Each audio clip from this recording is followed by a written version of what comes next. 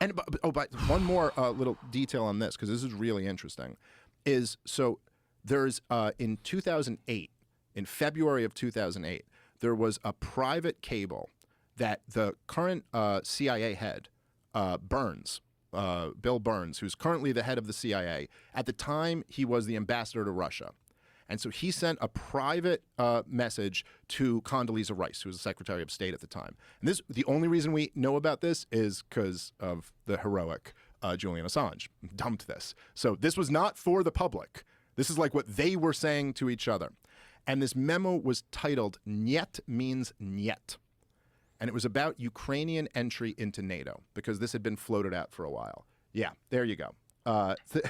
Basically, the whole piece is the current CIA director telling Condoleezza Rice that this, and he's saying it in diplomatic language. Read it for us. Yeah. So he says, Ukraine and Georgia's NATO aspirations not only touch a raw nerve in Russia, they engender serious concerns about the consequences for stability in the region. Not only does Russia perceive encirclement and efforts to undermine Russia's influence in the region, but it also fears unpredictable and uncontrolled consequences, which would seriously affect Russian security interests. Experts tell us that Russia is particularly worried that the strong divisions in Ukraine over NATO membership, with much of the ethnic Russian community against membership, could lead to a major split involving violence or at worst civil war. In that eventuality, Russia would have to decide whether to intervene, a decision Russia does not want to have to face. So now there's another memo that comes out later that year where he says, and it's a really interesting thing, where he said, Ukrainian entry into NATO is the brightest of all red lines. And Burns says to Condoleezza Rice, again, not to the American public, just to let the Secretary of State know, like, this is what I'm saying. He goes, I've spoken to everyone over here.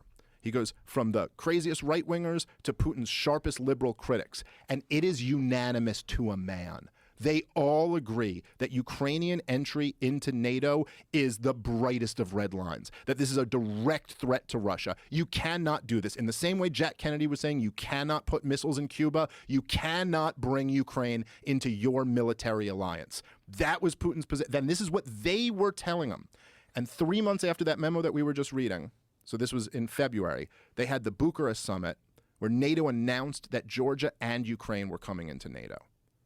And this is it's like our ambassador to Russia told our Secretary of State, do not do this. And then they went, we're just announcing that we're going to do it. And 3 months after that was the war in Georgia, because they announced Georgia and Ukraine were coming in. And then Georgia got ballsy because they felt like they had the backing of the West, and they attacked a breakaway province, South Ossetia.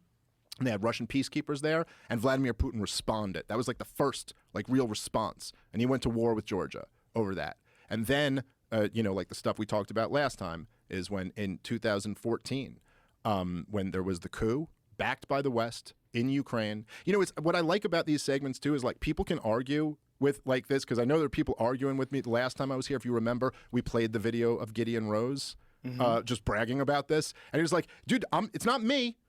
That's the CIA director's words. Yeah. That's Gideon. That's the editor of Foreign Affairs magazine saying this. Like, this is what people in the government were saying." And one more note that I'll say is that Bill Clinton, Secretary of Defense, he wrote about this in 2015. So this is after the coup in Ukraine, the Maidan Revolution, and after Putin took Crimea. And he basically said that, this is all my fault. And that his biggest regret was that he didn't resign over NATO expansion. I think he said his biggest regret was that he didn't do everything he could to stop it, and that he didn't ultimately resign over it, because this was destined to be the future. That it was people will say, I know people will argue with me on this, and they'll say NATO is just a defensive alliance. So why should Vladimir Putin care if we expand this defensive alliance? And it's yeah, it's a defensive alliance, except for all the times it's not. Except for all the times it fights aggressive wars like in Serbia or Libya or Afghanistan. Other than that, I guess, they claim it's a defensive alliance. But from Vladimir Putin's perspective, this isn't a defensive voluntary alliance. This is the European wing of the American empire, the most war-hungry country in the world, who's started 7 wars in the last 20 years and slaughtered millions of people. From his perspective, when you put dual-use rocket launchers in Poland, That's not like we're just trying. The official reason is we're just trying to make sure that Iran can't nuke Europe with the nukes that they don't have. But from Putin's perspective, he's like, no, you're trying to cut down on the time it would take for a nuclear weapon to hit Moscow.